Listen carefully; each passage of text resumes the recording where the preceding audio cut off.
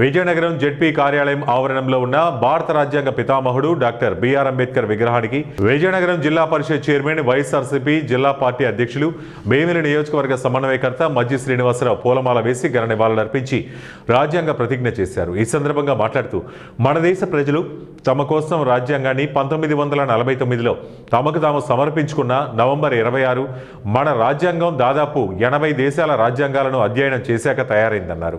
ఇది ప్రజల స్వేచ్ఛ, స్వతంత్రం, సమానత్వాలకు ప్రతీక. ఇది ప్రపంచ మానవ చరిత్రలోని ఒక చారిత్రక గ్రంథం అన్నారు.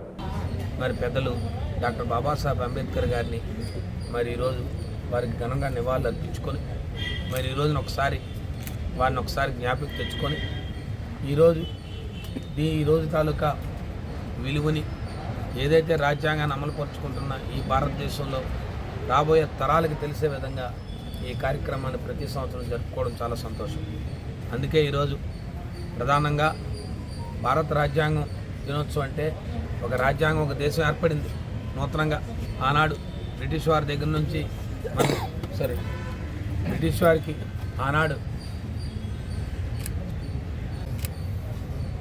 ఈ దేశంలో అనేక మంది జన్మించిన ప్రతి పౌరుడు, ఈ దేశంలో అనేక మంది కులాలు ఉన్నాయి, అనేక భాషలు ఉన్నాయి, విభిన్న మతాలు ఉన్నాయి, విభిన్న ప్రాంతాలు ఉన్నాయి. ఇంతమంది ప్రాంతంలో ఇవాళ 125 కోట్ల పైచిలుక, సుమారుగా 130 కోట్ల మంది జనాభా కలిగిన భారతదేశంలో ప్రతి పౌరుడికి స్వేచ్ఛ, సమాన హక్కులు ఉన్నాయంటే ఆనాడు మహనీయులు వారు రచించిన రాజ్యాంగం. ఈ రాజ్యాంగాన్ని మీరు అమలుపరుచుకోండి, ఈ రాజ్యాంగం ద్వారానే మీరు పరిపాలన చేయండి, ఈ రాజ్యాంగం ద్వారానే మీ విధులు నిర్వర్తించండి అని చెప్పి ప్రతి ఒక్క వర్గానికి, ప్రతి పౌరుడికి ఏ రకంగా నివసించాలి, ఈ రాజ్యాంగం అమలుపరచాలో పొందుపరిచారు.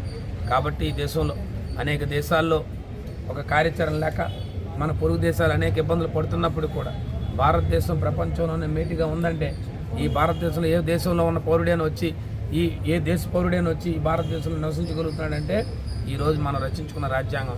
ఆ రాజ్యాంగ విధులు ఎప్పుడూ కూడా దానికి ఆటంకం కలగకుండా ఏర్పడిన ప్రభుత్వాలు కానీ, లేదా ఆ పనిచేస్తూ విధులు నిర్వర్తిస్తున్న ఉద్యోగస్తులు కానీ, ఉన్నత స్థాయిలో ఉన్న పదవులు కానీ, లేదా ప్రజాప్రతినిధులు కానీ ప్రతి ఒక్కరూ కూడా రాజ్యాంగబద్ధంగానే పనిచేస్తూ పోతూనే దానికి ఒక కార్యాచరణ ముందుకెళ్తుంది.